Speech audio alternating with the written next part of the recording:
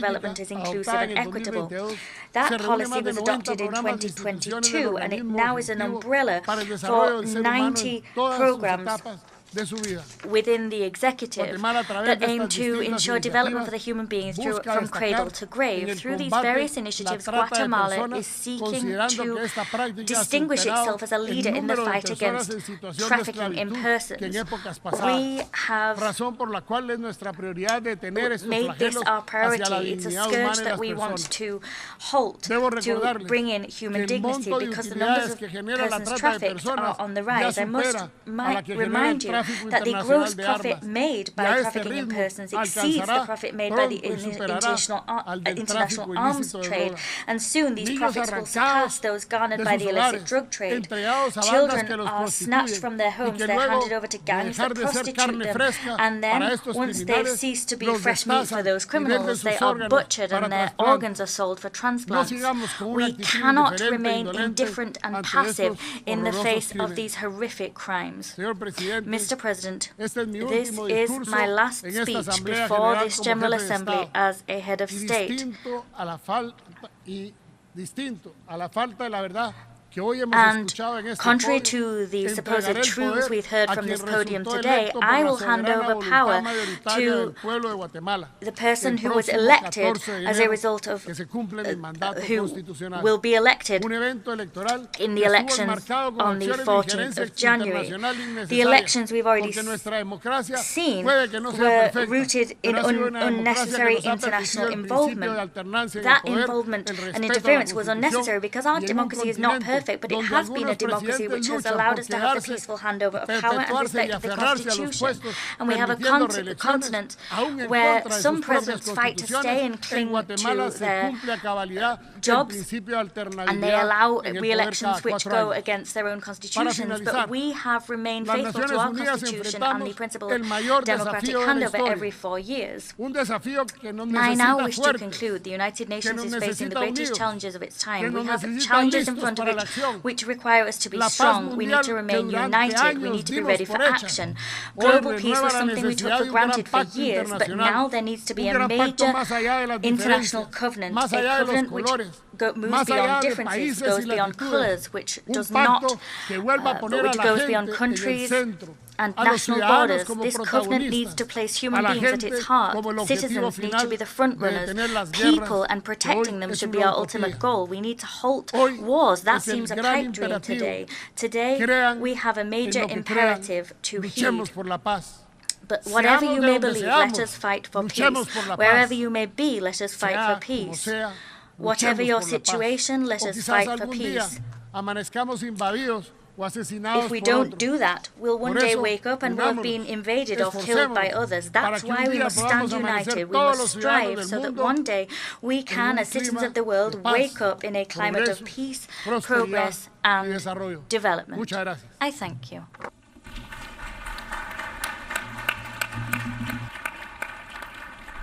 A nombre de la Asamblea, agradezco On al behalf presidente de la of the República de Assembly, I Guatemala thank the President of the la Republic of declaración que acaba de Guatemala formular. for the address Pido just protocolo delivered, que acompañe and I a su request excelencia. protocol to escort His Excellency.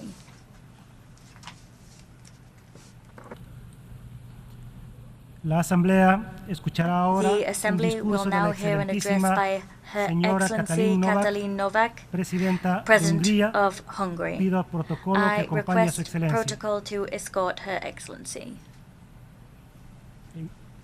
En nombre de la Asamblea General, On tengo behalf el honor de of dar the la General bienvenida Assembly, I a la have the honor excelentísima to señora welcome Katalin Her Novak, Excellency Katalin presidenta Novak, de Hungría, President of y la Hungary, invito a and I dirigirse invite a her esta to Asamblea General. address the Assembly. Of the people, by the people, for the people. We all know the most famous words of the Gettysburg Address. However, fewer people know that Abraham Lincoln borrowed these words from one of the greatest Hungarians, Lajos Kossuth, the leader of our 1848 War of Independence, who was born on this very day, the 19th of September. Dear President, Excellencies, ladies and gentlemen, all for the people and all by the people. Nothing about the people without the people. This is the main purpose of the sovereign Hungarian state and the guarantee of our freedom. The Hungarian people want peace and security. We have 1,000 years of turbulent history in the heart of Europe, in the droughty Carpathian Basin, with wars, oppression and occupation, revolutions and wars of independence. We know the feeling of vulnerability. We know what it is like to live divided and what suffering wars cause. We know how precious freedom is and how painful it is to be deprived of it. I myself was born during the decades of Soviet oppression, when my country was not free. A childhood spent in a softening communist dictatorship left indelible marks on my generation. The rejection of any kind of oppression has become an instinct in us. That is why we condemn clearly and unequivocally the violation of international law, the attack on another state, the Russian aggression against Ukraine, which has caused immense suffering and destruction and has destroyed the peaceful life of Europe. We are for the victims and against further escalation. This is why we are providing humanitarian aid to Ukraine and to all those fleeing the war. We help beyond our size and strength. This is why we emphasize that there are 150,000 Hungarians living in Ukraine, in Transcarpathia, who share every hardship and struggle, sacrifice and success. This war also directly affects us Hungarians. It is not just in our neighborhood. Hungarian fathers and sons living in Ukraine are also giving their lives in the trenches. Thus, we want peace in our country, in Ukraine, in Europe, in the world. Peace and the security that comes with it. Excellencies, ladies and gentlemen, Hungary stands for the territorial integrity and independence of Ukraine. We understand Ukraine's desire to be part of the community of European countries. Thus, we expect it to uphold the values that characterize our community, including expressly the protection and full guarantee of the rights of national minorities, not in words, in deeds. At the invitation of President Zelensky, I have been to Kiev twice since the outbreak of the war. I have seen the suffering of the families. I have seen what they experience when the peace is broken. I have met Ukrainian and Hungarian people who have lost family members. I have met Ukrainian children for whom the kindergarten was set up with the help and support of Hungary. Children from whom the war is depriving a happy childhood. The war and the suffering affects families first and foremost. Mothers who lose their husbands and sons. Fathers who go into battle with their barely grown-up sons. Children who lose their sense of security and faith in the future. There is no alternative to peace. The killing, the terrible destruction must stop as soon as possible. War is never the solution. We know that peace is only realistically attainable when at least one side sees the time for negotiations as having come. We cannot decide for Ukrainians about how much they are prepared to sacrifice, but we have a duty to represent our own nation's desire for peace. And we must do all we can to avoid an escalation of the war. I am a mother of 3 children, and we mothers know in every war, children are the most vulnerable. War hits them the hardest, although they are the ones who need security and stability the most. These are lost in war. Hungary has always been respectful towards other nations. We are loyal to our allies and our partners alike, proud and active members of the United Nations, NATO, the European Union, and the Council of Europe. We do our share of the joint tasks, even beyond our size and economic weight.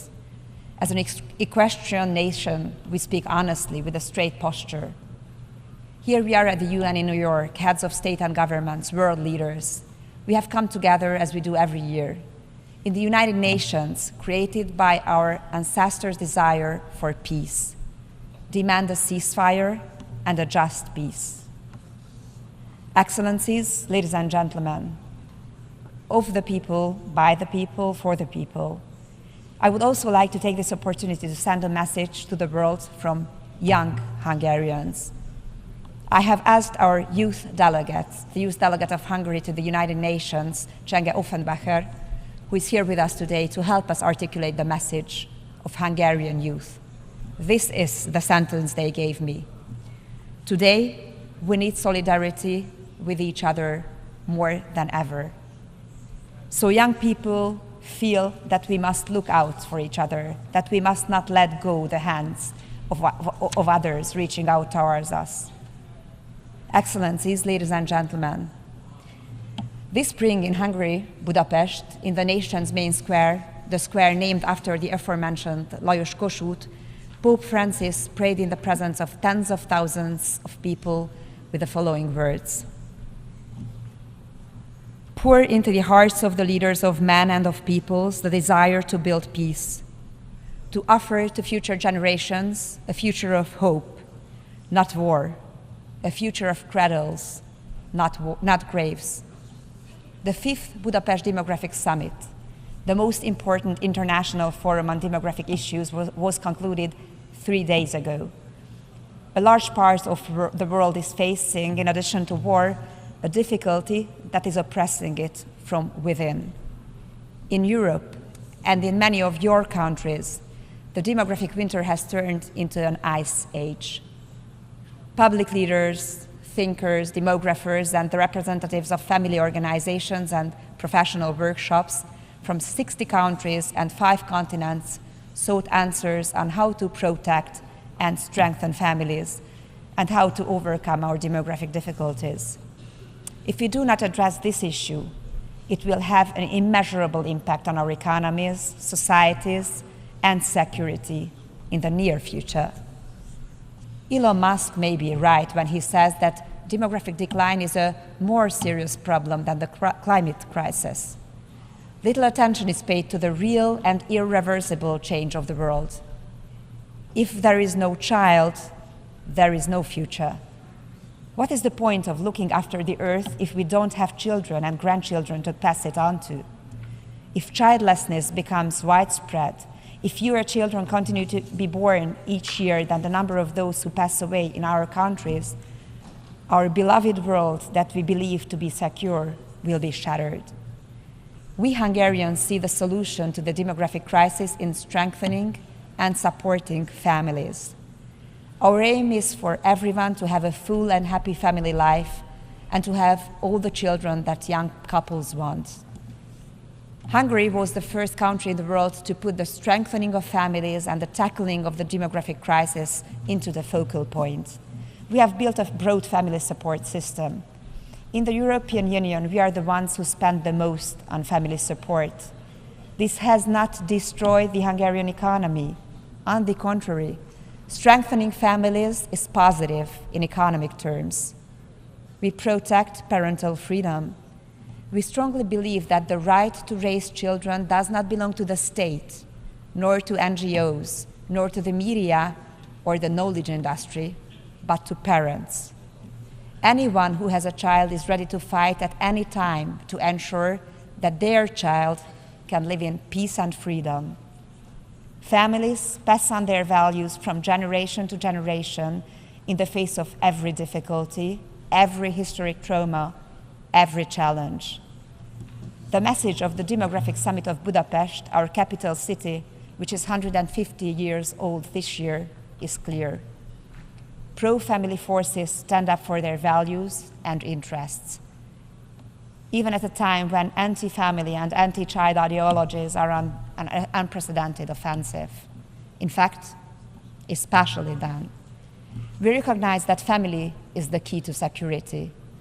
A strong, united, and healthy family is a guarantee of security. Thank you for listening. A nombre de la Asamblea, agradezco a la presidenta de Hungría la declaración que acaba de formular. Thank you to Hungary for that statement, and I now ask protocol to please accompany His Excellency. Her Excellency. La Asamblea escuchará ahora the Assembly will now hear an address by His Excellency Alain Berset, President of the Swiss Confederation. I request protocol to escort His Excellency. En nombre de la Asamblea General, on behalf of the General Assembly, it is my honor to welcome His Excellency Alain Berset, President of the Swiss Confederation, and I invite him to address the Assembly. Monsieur le Président de l'Assemblée Générale, Monsieur le Secrétaire Général des Mr. Nations President Unies, of the General Assembly, Mr. Secretary General of the United Nations, ladies and gentlemen, Excellencies, we are in a period marked by a succession of crises, by an increasing number of major conflicts in a world full of tension. The challenges that we're confronted with are significant, very significant, and I do think, however, that our mindset and our attitude in terms of tackling them are unwavering. Are we ready to do everything that we possibly can to try to improve the situation. Well, we need to do so in order to combat together various crises, the climate crisis, wars, social conflicts, growing inequalities, and also the weakening of democratic institutions and the ongoing erosion of of multilateral structures and multilateralism. Your Excellencies, almost everywhere, protectionism and self-centeredness and looking inwards are making progress, but we know that these things and threats and violence have never provided the slightest solution to problems and inequalities in the world. It's true that we can all see this clearly. We are going through a crisis, most probably the most significant one since the end of the Second World War. The Russian Federation, by launching a war of aggression against Ukraine, has attacked not only a peaceful country, but also has attacked international law and also multilateral structures. What is specific is that this aggression was action taken by a permanent member of the Security Council of the UN, which, according to the UN Charter, nevertheless shoulders the primary responsibility for the maintenance of international peace and security. Today, we should reiterate this. The key principles are in the UN Charter, and we, of course, need to seek to uphold the mandate that was conferred upon us in this context. What we see is that it is the poorest and most vulnerable states which would suffer the most if our confidence in the international system should waver. I mentioned the United Nations Charter, that is a cornerstone of public international law. This year, it is the 75th anniversary of the Universal Declaration of Human Rights. This is a unique opportunity to reiterate the global consensus enshrined in this declaration. So this is a key point in time to unify and to strengthen the international community. The United Nations indeed are the bedrock of peaceful cooperation and mutual trust between states. And I believe there's no doubt these challenges cannot really be overcome through isolated initiatives. Our action has to be joint action. It must be collective action. I'd like to talk now about combating inequalities. Strong multilateral institutions are crucial for combating inequalities, which unfortunately are always exacerbated in crises.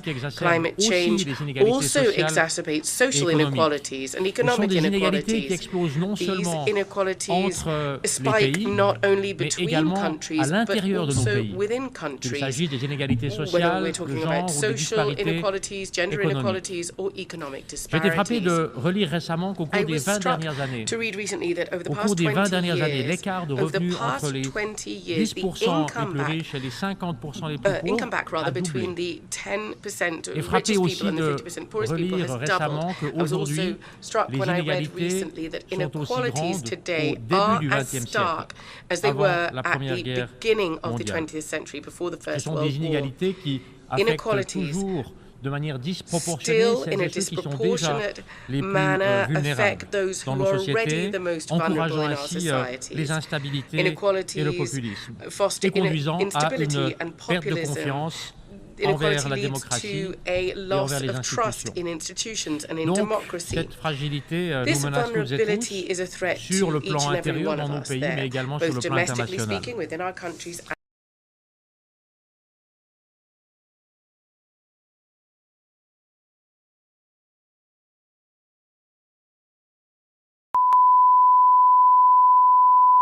This is the primary audio circuit for the Reuters live service. Thanks so much. Just right back this way, right here. Right back the other way. Thank you. Thanks. Thank you. All right, guys. Thank you so much. We're gonna head on out this way, guys. Thank you. Yep, we're all set. Thank you. We gotta go. Thank you. We gotta go. We see the armband. Please, we got. All right, guys. We gotta head out. Thank you so much. Yes. We gotta go. We gotta go. We gotta go.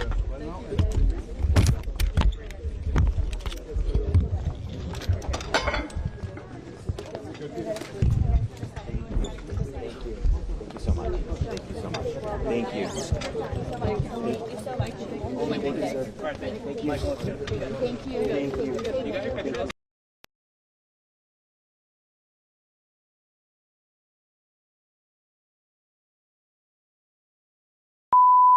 This is the primary audio circuit for the Reuters live service.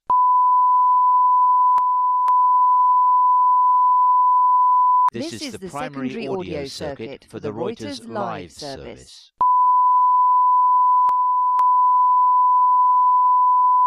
This is the primary audio circuit for the Reuters live service.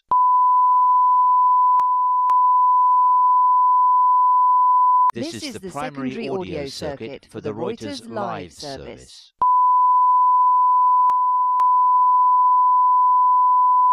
This is the primary audio circuit for the Reuters live service.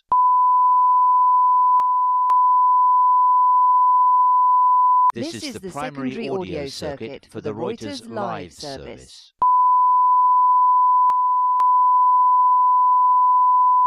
This is the primary audio circuit for the Reuters live service.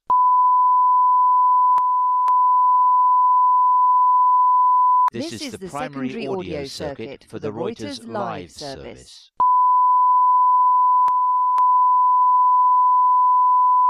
This is the primary audio circuit for the Reuters live service.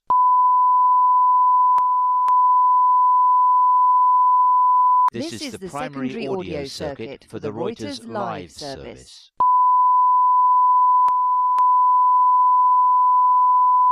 This is the primary audio circuit for the Reuters live service.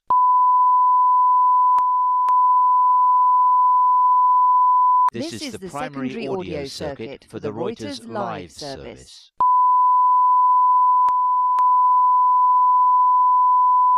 This is the primary audio circuit for the Reuters live service. This is the primary audio circuit for the Reuters live service.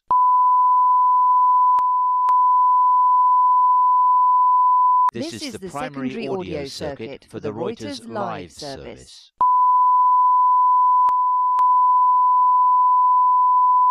This is the primary audio circuit for the Reuters live service.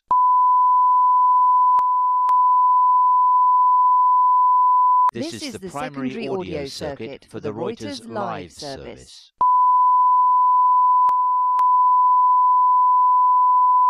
This is the primary audio circuit for the Reuters live service.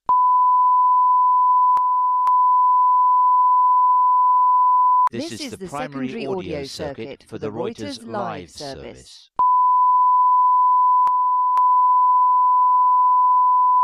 This is the primary audio circuit for the Reuters live service.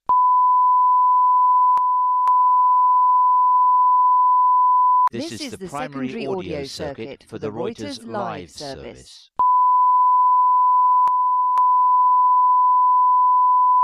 This is the primary audio circuit for the Reuters live service.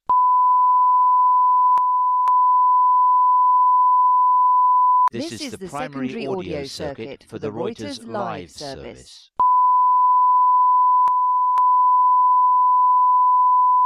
This is the primary audio circuit for the Reuters live service.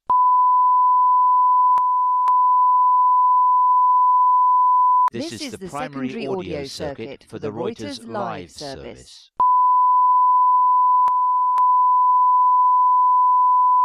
This is the primary audio circuit for the Reuters live service.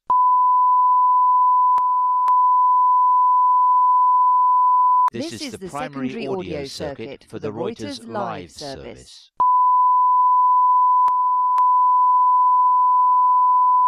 This is the primary audio circuit for the Reuters live service.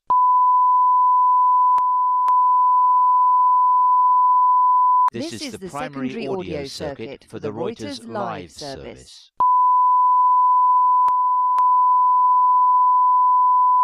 This is the primary audio circuit for the Reuters live service.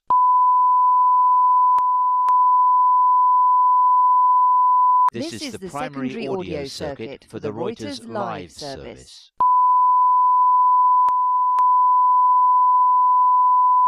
This is the primary audio circuit for the Reuters live service.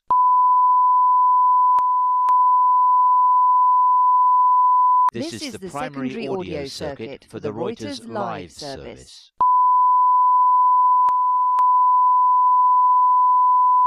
This is the primary audio circuit for the Reuters live service.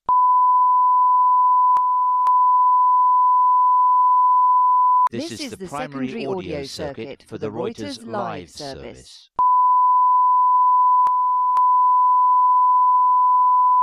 This is the primary audio circuit for the Reuters live service.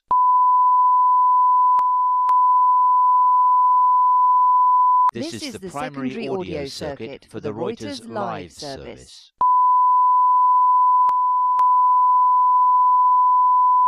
This is the primary audio circuit for the Reuters live service.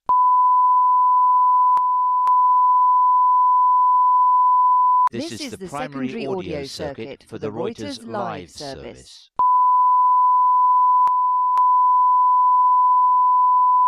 This is the primary audio circuit for the Reuters live service.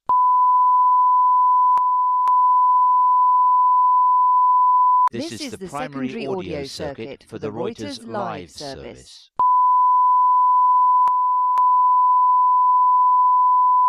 This is the primary audio circuit for the Reuters live service.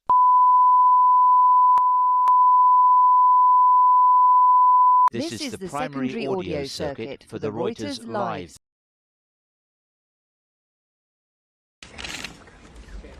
Okay.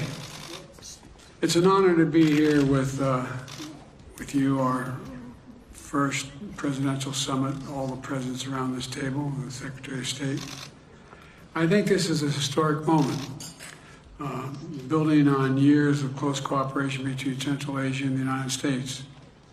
The cooperation is grounded in our shared commitment to sovereignty, independence,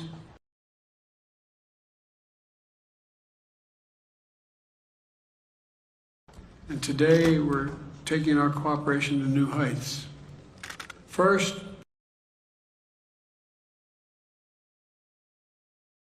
U.S. security funding to Central Asia. Second, we're strengthening people.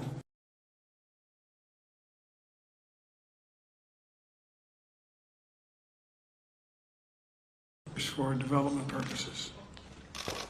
And we're also discussing the potential for a new critical minerals dialogue to strengthen our energy security and supply chains for years to come. And third, we're launching a new initiative on disability rights. And I want to thank you all for your fruitful conversation today, which has already taken place. And I look forward to working with all of you to do even more in the future.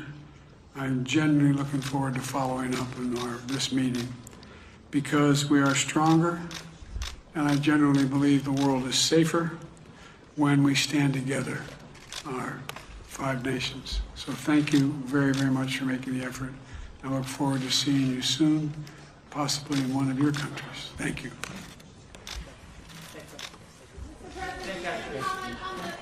Thanks, guys. We're here now, guys. Thanks, guys. Thanks, guys. Thanks, guys. Thanks, guys. Thanks, Chris. Thanks, guys. We're gonna head on out the back. Thanks, press. Thanks, guys. Thank you so much. Okay. Thank you all. Thank you so much. Appreciate it. Thanks for being here. Thanks so much. Just right back this way, right here. Thank you so much. Just right back the other way. Thank you. Thanks. Thank you. All right, guys. Thank you so much. We're gonna head on out this way, guys. Thank you. Yep.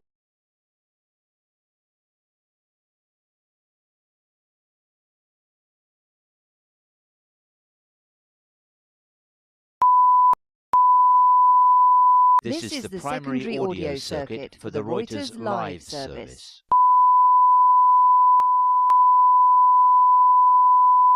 This is the primary audio circuit for the Reuters live service.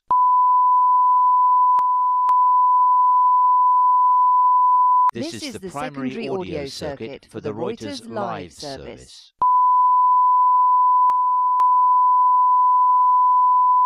This is the primary audio circuit for the Reuters live service.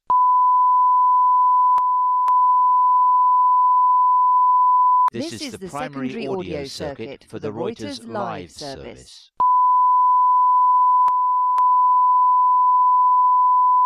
This is the primary audio circuit for the Reuters live service.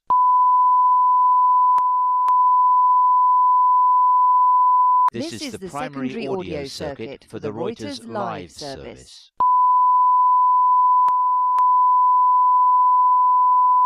This is the primary audio circuit for the Reuters live service.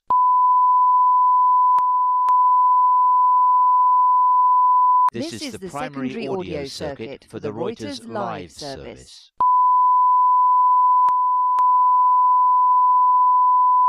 This is the primary audio circuit for the Reuters live service.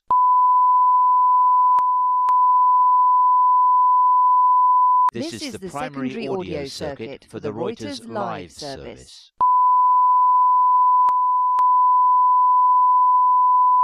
This is the primary audio circuit for the Reuters live service. Everyone's behavior. We must integrate climate action as well as the related question of water and food security into conflict prevention, conflict resolution, and sustainable peace building. Slovenia continues to be actively involved in ensuring climate and environmental justice, including the right to a clean and healthy environment, and in securing equitable access to safe drinking water and sanitation for all. During the UN 2023 Water Conference, I emphasized, water is life, water is existence, water is peace. It is for this reason that I would like to use this opportunity to repeat our call for the establishment of an UN Special Envoy on Water, which will be an important step towards ensuring the better coherence of water efforts inside and outside the United Nations. Mr. President, on the 6th of June 2023, Slovenia was elected to serve as a non-permanent member of the UN Security Council for the period 2024-2025. I would like to use this opportunity to thank you all for your confidence in electing my country to serve on the Council. It is with great honor, profound humility, and a sense of shared responsibility that we assume this task. Our term will be carried out in response to numerous conversations and exchanges we had with member states during our campaign. With regards to the Security Council, I cannot avoid the discussions on its reform, which have been going on for decades. I truly hope that we will soon see the light at the end of the tunnel. Slovenia has always been among the member states claiming that a change in the composition of permanent and non-permanent membership is long overdue. The current distribution of seats in the Security Council is neither fair nor representative. Furthermore, Slovenia belongs to the majority of member states that are deeply concerned about the unlimited use of the veto power, which is causing us to lose faith in the Security Council. It also results in the Security Council failing to act when action is required. In Europe, we view Ukraine as a case in point.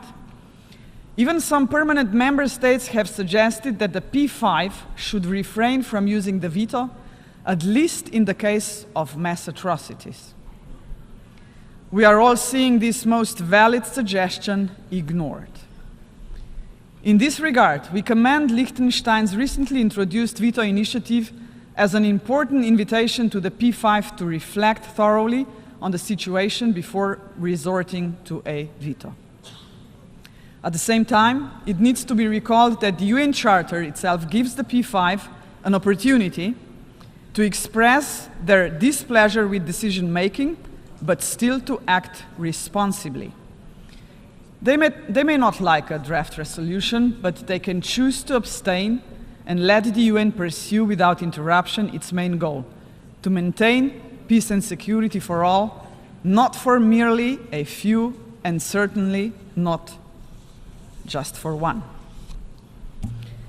Excellencies, by losing trust, we attack the very foundations of organized society of our international community. I am afraid that in our digital age, part of the problem of losing trust lies with the science and technology. Inventions are meant to advance humanity. Social media were not invented to disconnect us, but too often they do exactly that. Artificial intelligence can be useful, but it can also be dangerous. In this regard, I applaud to Secretary General's resolve to form a high-level advisory body on artificial intelligence. We need to find a way to govern the development of new technologies, including artificial intelligence, in a way that does not impede economic, developmental, social, and research opportunities, while not putting us at risk. A human-centric and human rights-based approach to the full life cycle of technologies, comprising their design, development, and application, as well as decline, should be the answer. The Global Digital Compact must be centered on this notion. Things can be done, but all actors, including private companies, will need to be on board with honest and meaningful commitment. Ensuring that human rights are the foundation of an open, safe digital future is not going to be an easy task. In saying so, I look at the key menace of our time: disinformation. Unfortunately, our time is once again a time of competing of narratives, only that now they are much more complex as regards the threat they pose to humanity. It is an era of snack news, attention economy, the fabrication of facts, and of increasing disagreements about facts precisely because we no longer trust any narratives. We may have the freedom of information, but we are not protected against false information, manipulation, and deceit. Mr. Secretary General is to the point in referring to the proliferation of hate and lies in the digital space as grave global harm. Big tech companies should take more systematic responsibility for the content they host and moderate. They should better protect users from hate speech, disinformation, and other harmful online content. What is unacceptable offline should not be acceptable online. Excellencies, ladies and gentlemen, I am about to say a few words on a subject so important that I have saved it for the last part of my address: gender equality. This year we are celebrating the 75th anniversary of the Universal Declaration of Human Rights. It saddens me that today we are still facing the fact that half of the world's population, women and girls, experience inequality, exclusion, and even brutal violence. The societal marginalization of women and girls, often coupled with poverty, a lack of opportunities to receive quality education, and exclusion from labor markets and decision-making processes, is not only unjust. It also results in a monumental waste of potential for our societies. To ensure dignity for everyone, including women and girls, we all must pursue this goal, whether in the West or East, the North or South, or anywhere in between. We should start at home, also in our United Nations home. In this regard, I would like to recall an outstanding detail that illustrates the need to take SDG goal number 5 very seriously. Namely, that it will take 140 years to achieve the equal representation of women in leadership positions in the workplace. This is simply unacceptable. The Secretary General agrees.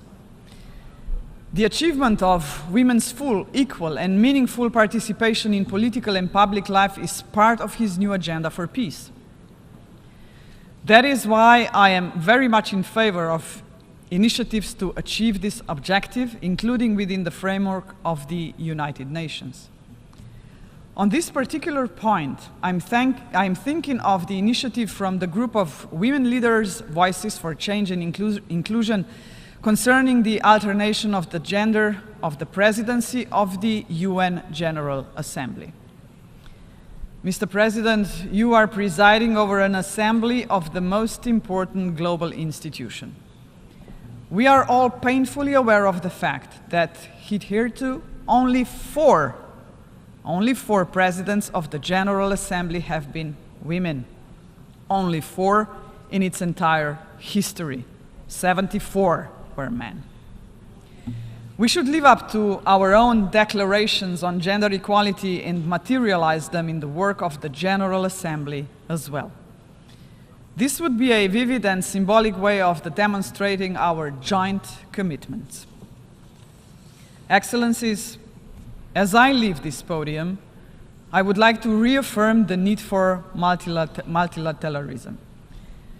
This needs to be a different type of multilateralism, one that is effective and inclusive, making the UN an actor and a forum fully fit for the future.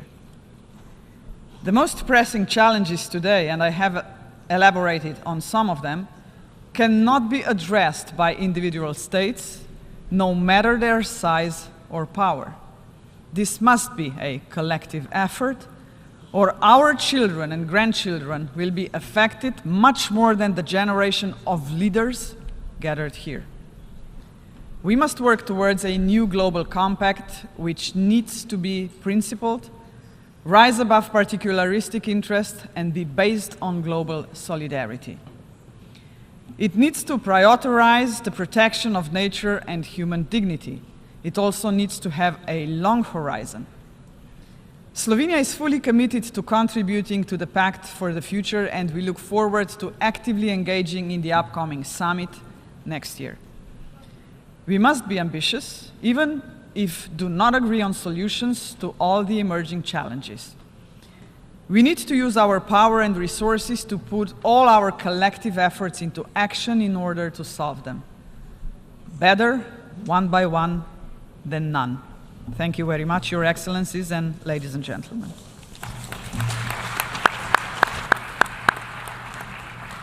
On behalf of the General Assembly, I thank the President of the Republic of Slovenia for the statement that she has made, and I would ask a protocol to escort Her Excellency. The Assembly will now hear a statement by His Excellency Shavkat Mirziyoyev, President of the Republic of Uzbekistan.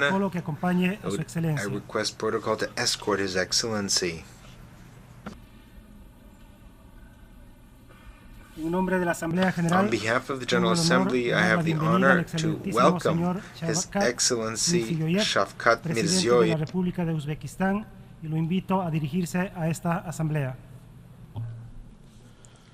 Hurmatli Rais janoblari, Distinguished Mr. President, distinguished Secretary General, heads of delegations, ladies and gentlemen. Today's session of the United Nations General Assembly is taking place in the context of fundamental changes in the system of international relations.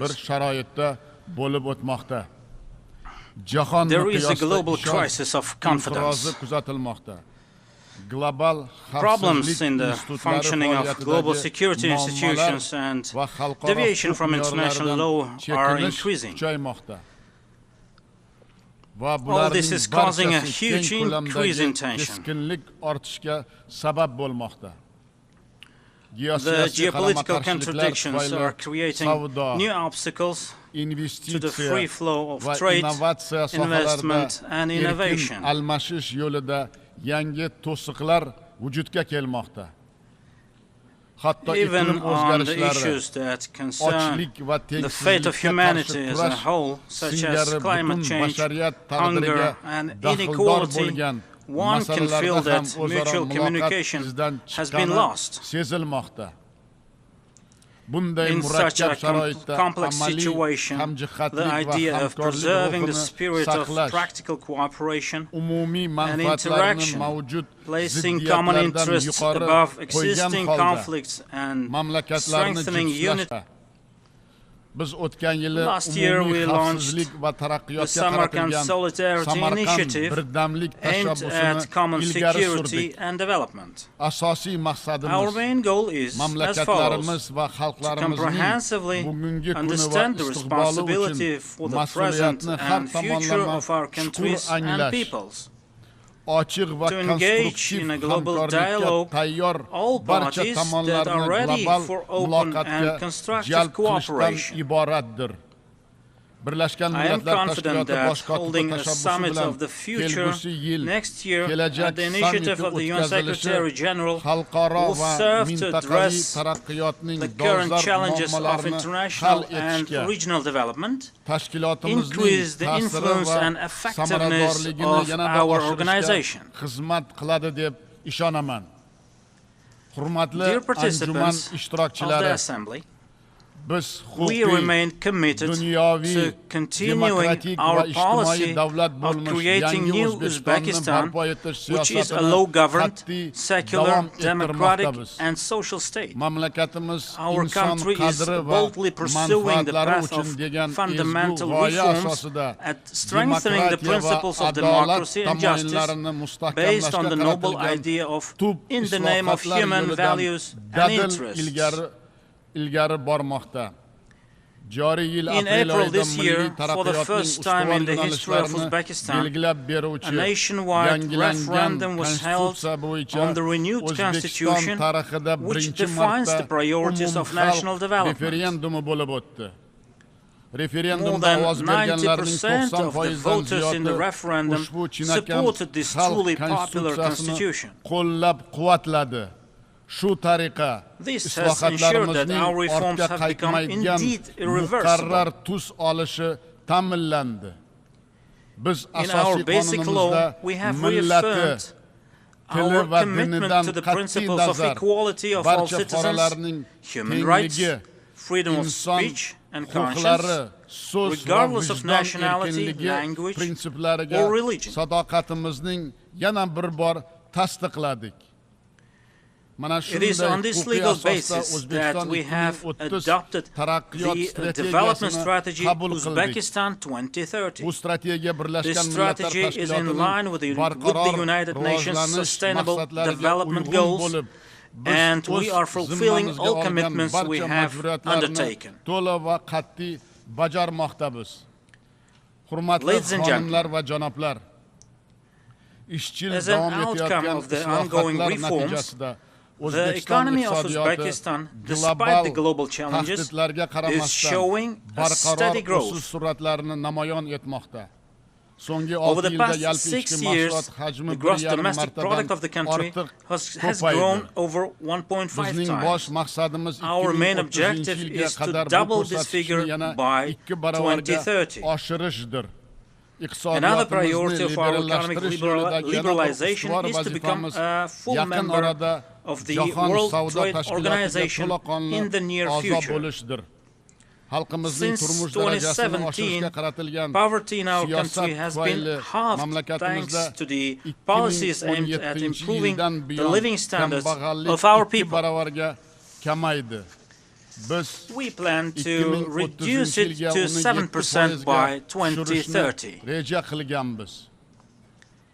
We intend to increase by several times the scale of water supply, healthcare, education and other social services to population. We support the UN Secretary General's initiative, Global Accelerator on Jobs and Social Protection. Va ijtimoiy himoya global akseleratori borasidagi tashabbusni qo'llab-quvvatlaymiz. In order to share best practices within the framework of this initiative, we propose to hold in 2024 in our country the World Conference titled Social Protection, the Path Towards Development, under the auspices of the United Nations. Dear participants of the summit, in recent years, Uzbekistan achieved remarkable results in the protection of human rights. Forced labor and child labor have been completely abolished in our country. For a century, millions of people were forced to pick cotton in Uzbekistan. The vast majority of the population, teachers and doctors, entrepreneurs, workers and employees, and unfortunately, school children and university students were mobilized to pick cotton every year from September to December. As a result, boycotts of Uzbek cotton were announced, and the country was blacklisted for several years. Thanks to our strong will and determination, now it is all history. Our people have been completely liberated from cotton slavery. The ban on forced labor is guaranteed in our renewed constitution, and the criminal liability for the involvement in forced labor has been introduced. I believe that it is necessary to intensify the global fight against forced and child labor. Our experience shows that it is possible to put an end to this. Ladies and gentlemen, one of Uzbekistan's strategic tasks is the development of human capital and training of a creative young generation. We believe that high-quality education, accessible to all, is the most effective factor in eradicating poverty, improving public welfare, and achieving sustainable economic growth. In this respect, our country has gained considerable experience in recent years. The education system is undergoing radical transformations. In the last 6 years, the coverage of preschool education has increased from 21% to 70%, and that of higher education from 9% to 38%. By 2030, we will create conditions for every child to have access to preschool education and for half of secondary school graduates to obtain higher education. Dear heads of delegations, in recent years, Central Asia has embarked on a path of good neighborliness, stability, joint partnership, and progress. Thanks to our joint efforts, Uzbekistan has managed to address problems of state borders, transport corridors, and water use with all its neighbors. Mutual trade between the countries of the region has grown by more than 2.5 times, and the number of joint ventures has increased 5-fold. Our region has become a promising center for economic development, transport and communications bridge connecting East and West, North and South. This has led to a growing interest in our country. Central Asia's openness to the world is becoming the main condition for ensuring the region's security and stable development. It is safe to say that our people unite around a growing sense of regional identity, and this sense is growing ever stronger. It's not only our history that is common, but also our future and our vital interests that are shared. Expanding our regional cooperation is and will be our only choice. I'm convinced that with the support of the international community, Central Asia will continue on the path of unity. In this regard, transforming Central Asia into a peaceful and prosperous region will henceforth remain a priority goal of Uzbekistan's foreign policy. Distinguished participants of the summit, In Central Asia, where almost half of the population belongs to the younger generation, the issues of youth and creating opportunities for fulfilling their potential have an utmost importance. In order to strengthen cooperation in this sphere, the countries of our region have recently signed an agreement on the common dimensions of the youth policy. We are currently interested in establishing effective cooperation with the United Nations and its specialized structures, studying best practices and achievements of other regions. In this regard, I propose to establish a working group at the United Nations to support the youth development in Central Asia. İşçi guruhni tashkil etishni taklif etaman. As part of this, it would be expedient to develop the program Central Asia's Youth Agenda 2030. Distinguished heads of delegations, the active participation of women in society and public management, public administration is an urgent issue today. The noblest goal of our national policy is to ensure family stability, legal protection, and peaceful life for women and girls. In addition, we are carrying out systemic work to achieve equality between men and women.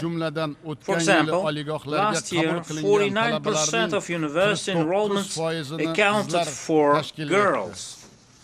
For the first time, women's share in the public administration reached 35%. A special law has been passed to protect women and minors from domestic violence. We are interested in further expansion of cooperation with UN Women.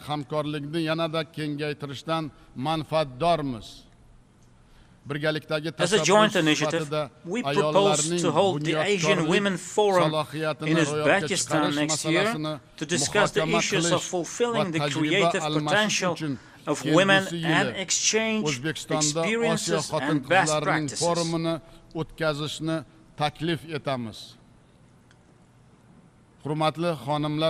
Ladies and gentlemen, currently the world is facing a critical environmental situation. The triple planetary crisis, crisis of the climate change, the loss of biodiversity, and the environmental contamination are worsening. In such challenging conditions, while Central Asian countries grapple with the RLC tragedy, the region is becoming one of the most vulnerable parts of the world in the face of climate change. Uzbekistan is doing its best to mitigate the consequences of the RLC tragedy, which remains a global problem. In recent years, 1.7 million hectares of green areas with drought-tolerant plants have been created on the dried-up bed of the RLC. The support of the international community is essential for us to continue these vital efforts. Over the next 30 years, the air temperature in our region has increased by 1.5 degrees. This is more than twice the global average warming. As a result, nearly 1/3 of the total area of glaciers in the region has melted. If this tendency continues, the flow of the two major rivers in our region, Amu Darya and Sidarya, may decrease by 15% in the next 20 years. It is expected that per capita water supply will decrease by 25% and agricultural yields by 40%. Unless we take timely and effective measures, the consequences of these problems will seriously undermine our region's socio-economic stability. Given this context, we support the establishment of the position of the Special Representative of the UN Secretary General for Water Resources. We are in favor of attracting and introducing the state-of-the-art technologies in the process of establishing a water-saving technologies platform in Central Asia, using the United Nations water mechanism. We are building up a systemic cooperation as part of the Green Development Program adopted by the countries of the region. Such a partnership completely meets our interest and is aimed at preventing threats related to climate change. In this context, I believe that the introduction of the Central Asian Climate Dialogue would be expedient. We put forward an initiative to adopt a UN General Assembly resolution, Central Asia facing global climate threats, solidarity for common prosperity.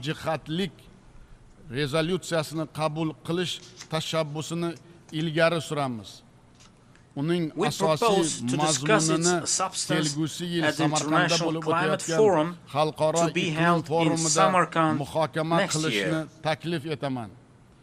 In this regard, I would like to emphasize that adapting the main sector of Uzbekistan's economy to climate change, achieving carbon neutrality, and drastically increasing the share of green energy remains a strategic task for us.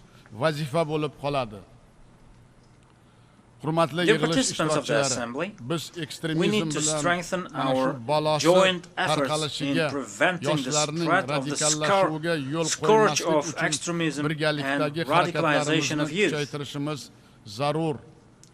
Last March in Tashkent, the Joint Plan of Action for the Implementation of the United Nations Global Counterterrorism Strategy in Central Asia was adopted.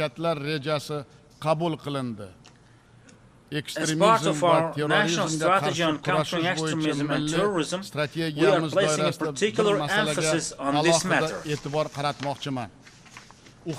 This includes helping people affected by extremist ideas to return to a normal life and their reintegration into society.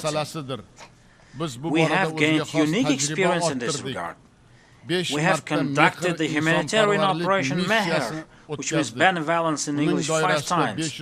As part of that operation, we have repatriated to our country more than 530 citizens, primarily women and children from conflict zones in the Middle East and Afghanistan.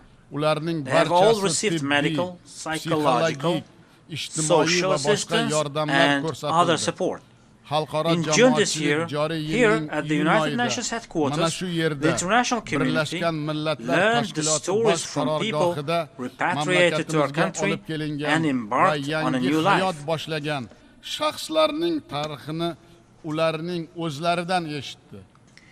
In order to continue ongoing actions in this direction and promote a permanent exchange of experience, we have taken specific measures to establish the Regional Expert Council on systemic work with persons repatriated from combat zones under the auspices of the United Nations Counter-Terrorism Office.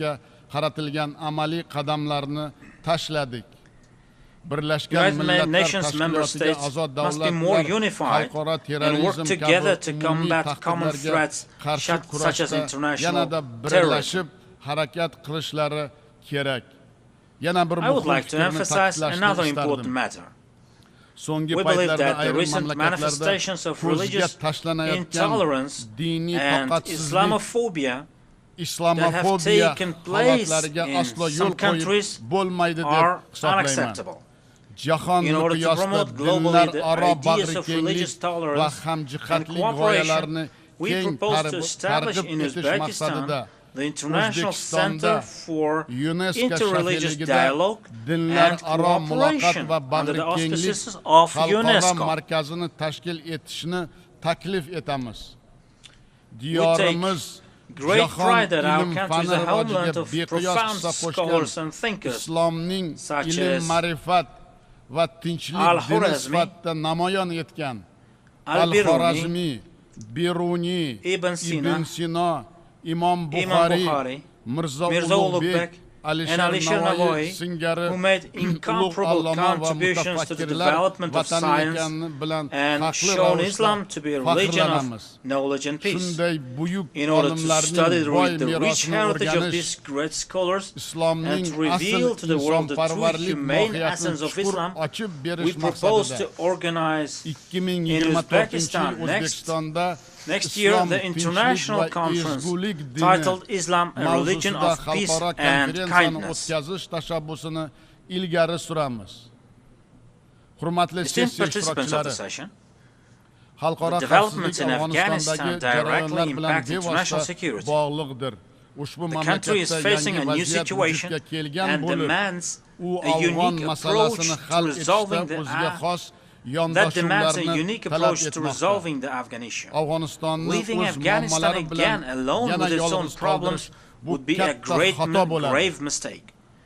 Ignoring, isolating, and imposing sanctions only exacerbates the hardships faced by the ordinary Afghan people. We believe that humanitarian aid to the Afghan people should not be reduced. We call for the development of appropriate mechanisms to utilize Afghanistan's frozen international assets to address the acute social problems in this country. We need an open, peaceful and sustainable Afghanistan that is actively engaged in regional cooperation initiatives and is ready for mutually beneficial partnerships with its neighbors and other countries.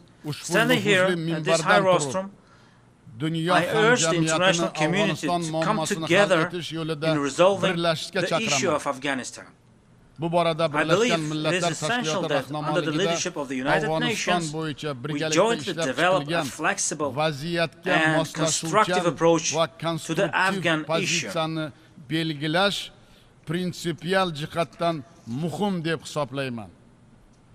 Dear President, dear participants of the Assembly, in this turning point of history, we must all consider what planet we will leave to the future generations.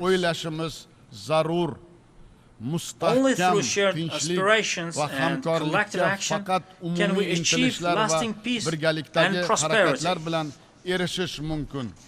Now, more than ever, we need mutual trust, unity, and a spirit of cooperation. Concluding my statement, I would like to reiterate that Uzbekistan, in this path, always remains committed to strengthening deep and long-term cooperation with United Nations structures and with all countries. Thank you for your attention. En nombre de la Asamblea, On behalf of the Assembly, I thank the President of the Republic of Uzbekistan for the statement he's just made. I would ask the protocol to escort His Excellency. Hemos escuchado la última intervención en el debate general de esta sesión. Last statement in the debate of this session. The fifth plenary session will esta sesión. Continue immediately as soon as this session is adjourned. The session is adjourned. Declaro abierta la quinta sesión plenaria de la Asamblea General. Declare open the fifth plenary session of the General Assembly. I call to order, rather. The Assembly will now hear the statement by His Excellency Luis Alberto Arce Catacora, Constitutional President of the plurinational state of Bolivia. I would ask the protocol to escort His Excellency. On behalf of the General Assembly, tengo el honor I have de dar the la honor bienvenida al to excelentísimo welcome señor His Excellency Luis Alberto Arce Catacora, Presidente Constitutional President of the plurinational state of Bolivia, and I invite him to address this General Assembly, the President of my country. Muchísimas gracias, hermano vicepresidente de la Thank Asamblea you very General, much, Brother Vice de las President of the Naciones General Unidas, Assembly of the United Nations, Diego Pari Rodríguez.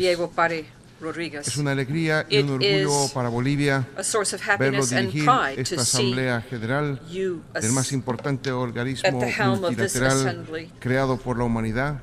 Y estamos seguros que junto al presidente Denis Francis y su liderazgo pondrán en alto el nombre de sus países, de nuestra región latinoamericana y caribeña. Distinguidos jefes, jefas y distinguidos jefes de Estado, de Gobierno, ministros de Relaciones Exteriores, hermanas y hermanos de las delegaciones presentes, buenas tardes a todas y todos. Hermano vicepresidente, Brother Vice President, hace un año, en este mismo foro, denunciamos que el mundo enfrentaba una crisis capitalista que ponía en riesgo a la humanidad y a la existencia misma del planeta. Lamentablemente, a un año de esa declaración, ese delicado escenario no ha cambiado. El sistema capitalista, en su afán de imponer su decadente hegemonía, replica prácticas de dominación y explotación colonial que deberían estar ya superadas. Lamentablemente, muchas de las brillantes propuestas que han emergido del seno de esta Asamblea han sido desoídas o simplemente omitidas por intereses funcionales al salvaje sistema de explotación capitalista que prioriza la producción y reproducción del capital antes que salvaguardar la vida de los seres humanos y la existencia del planeta. Es evidente que nos encontramos frente a la precarización de la economía por los efectos de los múltiples conflictos bélicos que sacuden al mundo en la actualidad.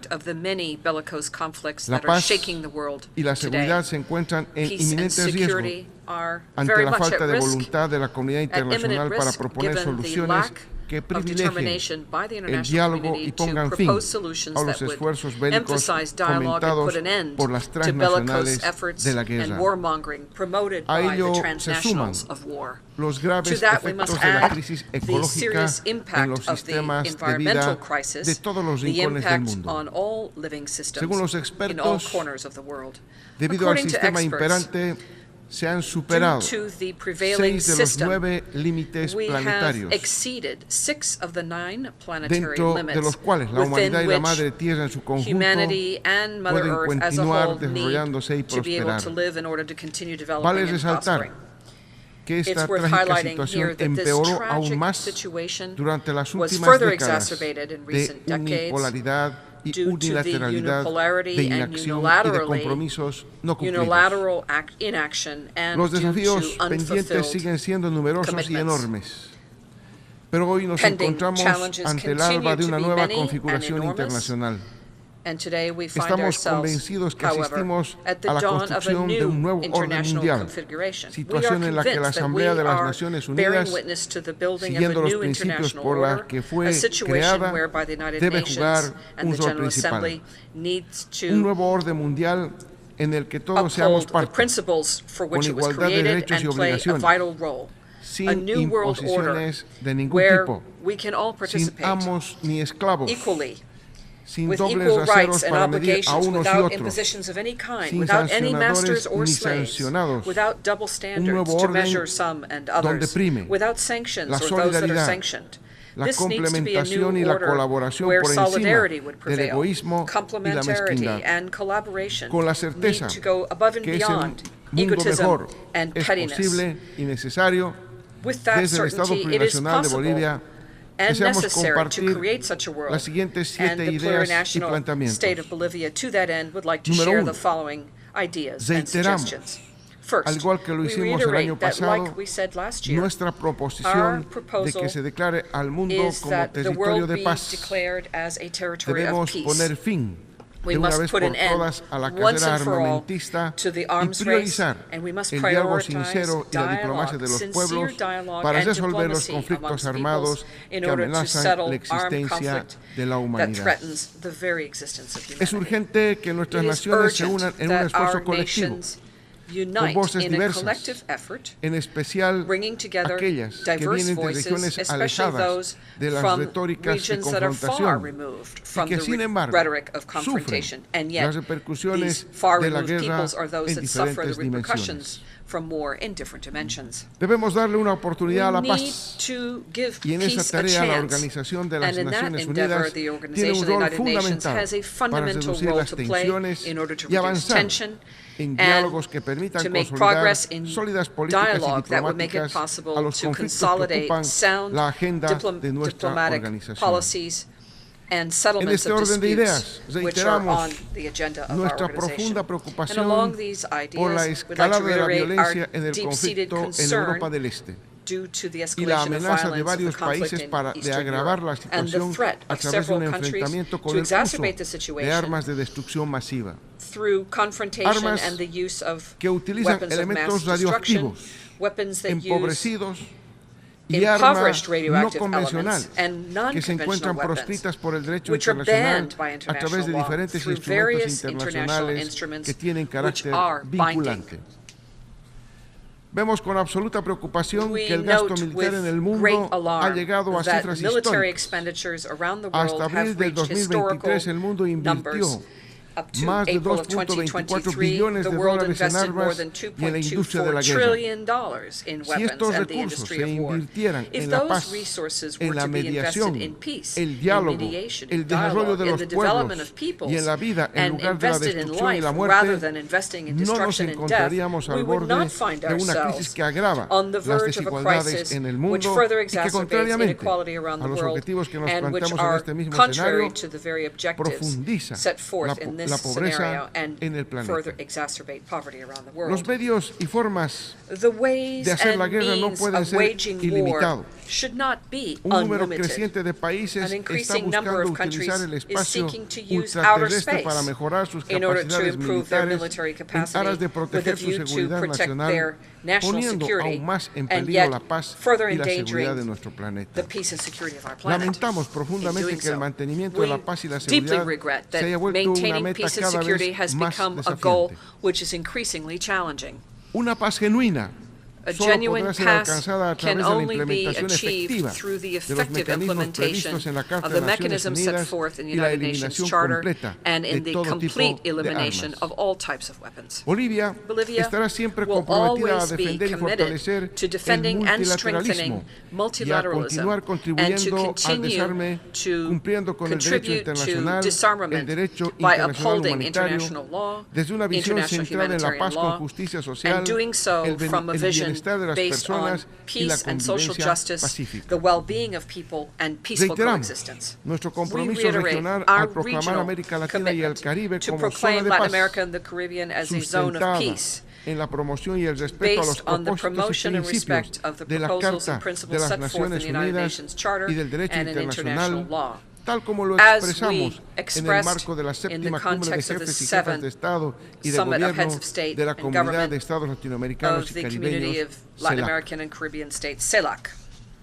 De igual forma, en la cumbre CELAC con la Unión Europea realizada en Bruselas el pasado mes de julio, manifestamos nuestro deseo de una América Latina, el Caribe y Europa en paz, que sus pueblos alcancen la paz que el modelo capitalista no les ha podido ofrecer, abandonando prácticas que en la historia pasada no han satisfecho una relación equitativa y complementaria entre nuestras regiones.